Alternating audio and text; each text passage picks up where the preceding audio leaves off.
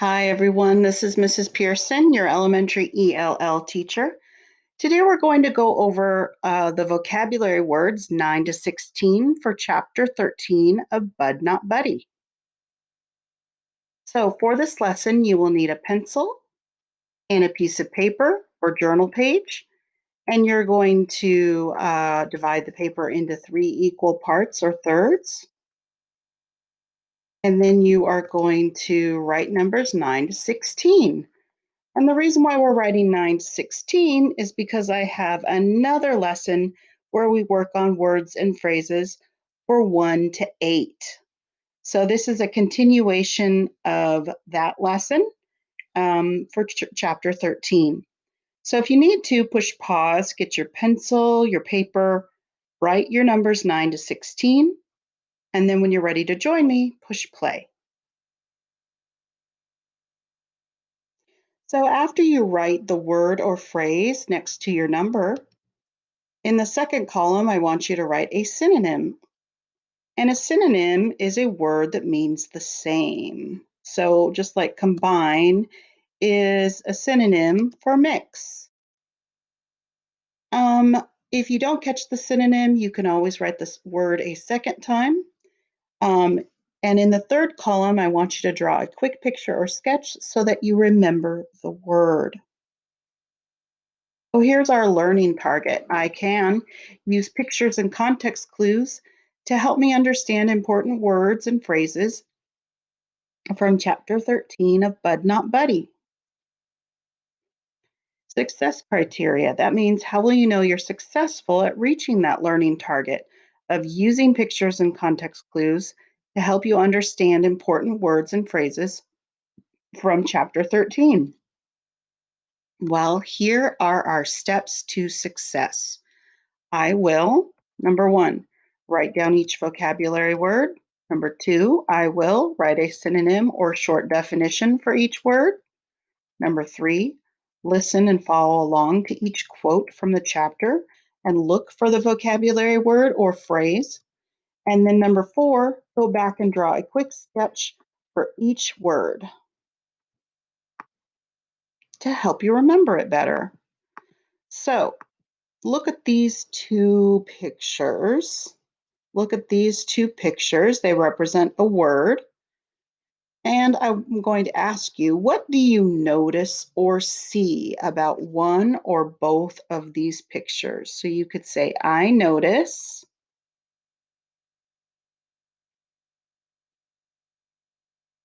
And then, how are they all the same or similar? How are these two pictures the same or similar? So you could say, they both. Why do you think I chose these words? They both show.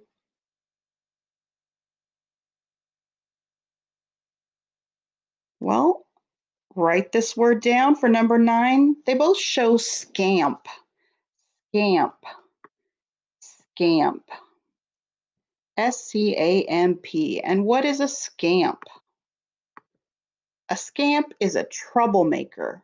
And I highlighted the word troublemaker because that's a synonym for scamp, troublemaker, or a child who causes trouble. So make sure you write scamp, and for your synonym, you can write troublemaker. And then here's your quote. Hermione Calloway said, well, James, like I said, if he's going to be doing some explaining, it's got to be to you. I don't need to listen to this scamp's nonsense whilst I'm still trying to digest my supper. So Hermione Calloway called Bud a scamp. In fact, that would tell me that Hermione Calloway doesn't have a very high opinion of Bud because he's basically calling Bud a troublemaker. So next to pictures, what do you notice or see?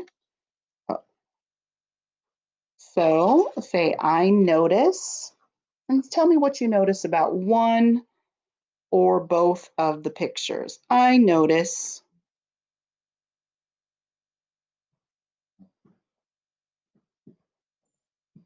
And then in the next picture, how are they all the same or similar? And you can tell me they both.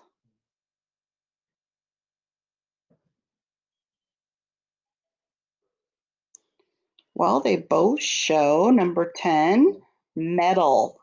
Meddle, meddle, meddle. And to meddle means to intrude, get involved, or interfere in other people's business, to pry. So to meddle means to intrude. That's a synonym, intrude. I highlighted it. Or to pry. You could also say interfere, because to meddle means to intrude, get involved, or interfere in other people's business, to pry. And there's someone prying open a wood box. That means to get in the middle of something, to meddle. So Steady Eddie said, "Thug, you're going to have to lay off the kid's chops. The little man's got problems enough, and he sure don't need to have you meddling with him. Leave the kid alone. You got no call to go prying into his life." So meddling is like prying or intruding. So listen to this. One type of figurative language is a simile. A simile is a comparison of two things using the words like or as. And here's my example. His face lit up like a light bulb when he figured out the math problem. And here is another type of figurative language, hyperbole. A hyperbole is an extreme exaggeration used for emphasis. So here's my example of a hyperbole. There is a ton of food on the table. A ton. That's an extreme exaggeration. So number 11, drawers. Write the word drawers. Drawers. Drawers, drawers. And another word for drawers is underwear. Underwear. So drawers means underwear.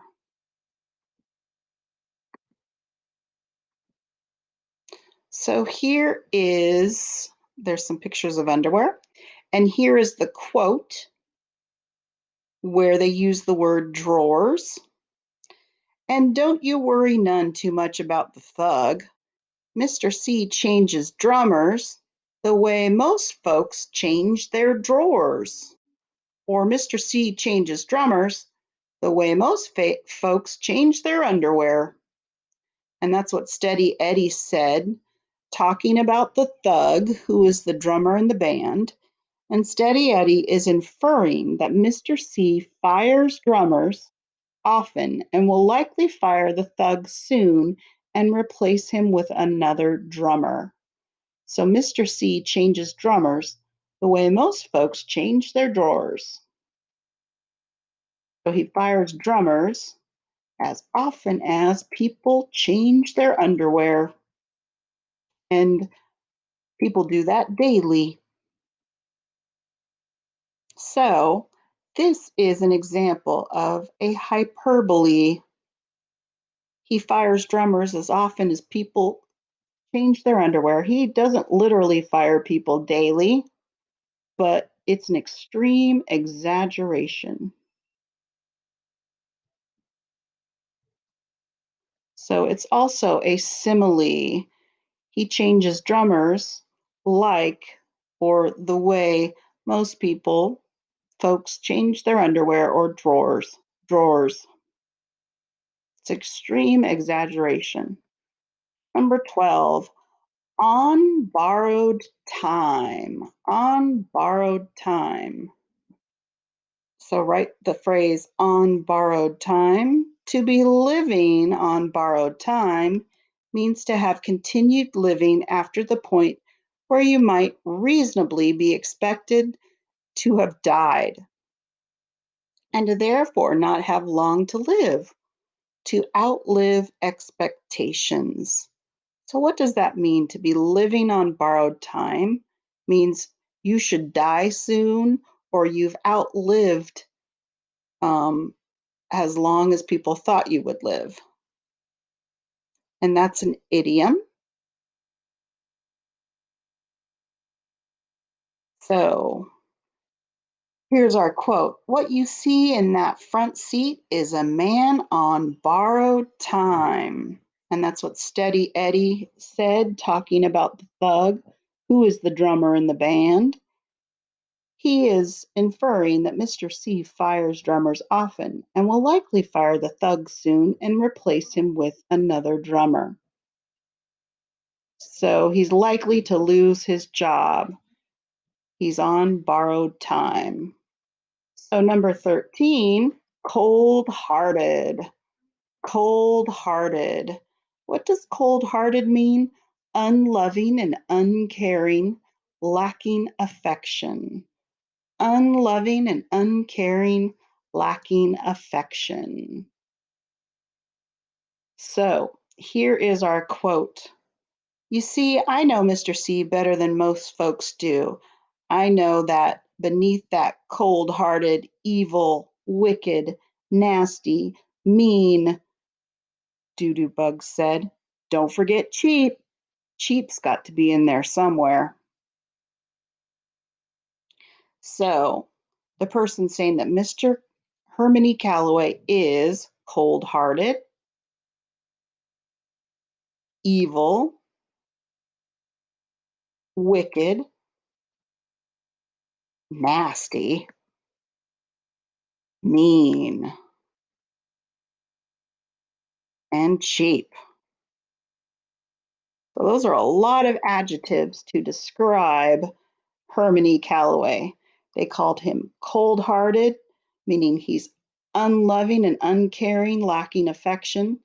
He's evil, wicked, nasty, and mean, and cheap.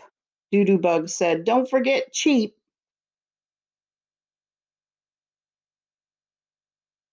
All right, number 14, mean old coot.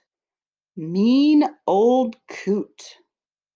That's another phrase that means old cranky person. Mean old coot.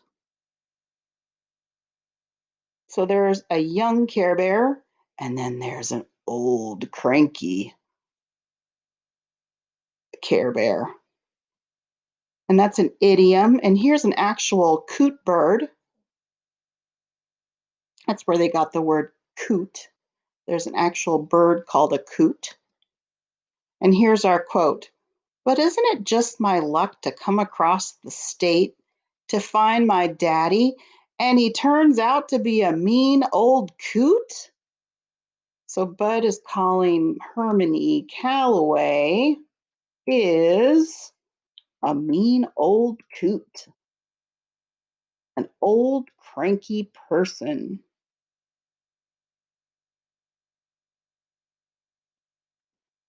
Number 15, to have a big mouth. There's our phrase, to have a big mouth.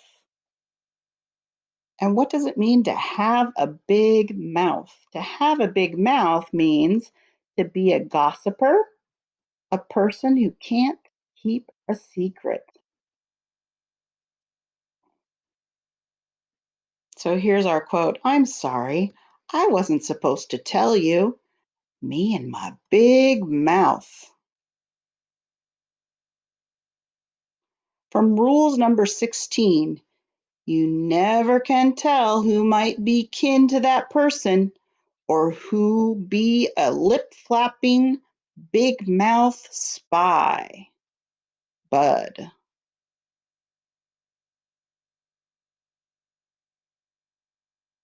Metaphor. What type of figurative language is a metaphor? A metaphor is a comparison of two things, but you do not use the words like or as in a metaphor. The racer was a lightning rod coming across the finish line. The racer was a lightning rod coming across the finish line. So, bawling my eyes out is our phrase.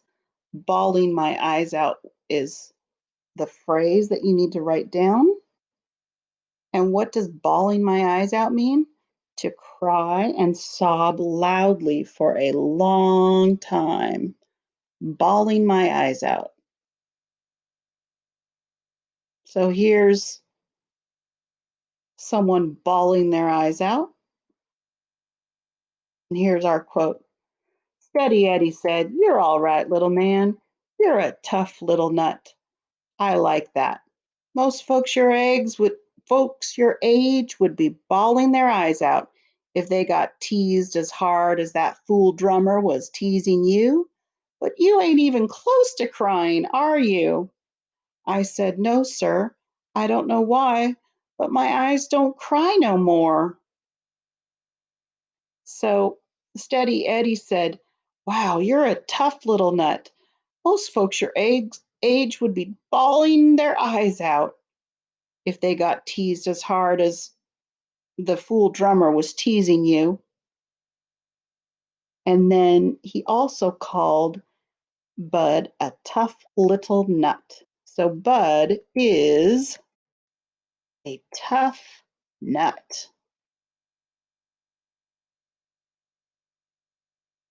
And that is a metaphor. Is he literally a tough nut? No, that's figuratively. All right, time to check your work for chapter 13, words 9 to 16. Number 9, scamp, a troublemaker, a child who causes trouble. And notice I highlighted the synonym. Number 10, meddle, to intrude, get involved, or interfere in other people's business, to pry. Number 11, drawers, drawers or underwear. Number 12, on borrowed time, to have continued to live past the time you should have died. So you're either close to death or you've lived past the time you should have died. So if you need to push pause here, make sure you have your word for 9 to 12. Then in the next column, your synonym or short definition. And then in the third column, I want you to draw a quick picture or sketch. Once you're finished with that, push play.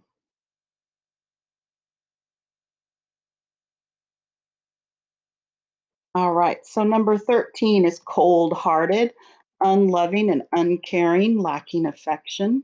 Number 14, mean old coot, an old cranky person. Number 15, big mouth, gossiper, person who can't keep a secret. And 16, bawling my eyes out, to cry or sobbing. So again, if you need to, if you haven't finished writing your words and haven't finished writing your synonym in your quick sketch, this is a good time to push pause, make sure all your words are written, your synonym is written for each word, and your quick picture or sketch. So push pause, and when you're done, push play.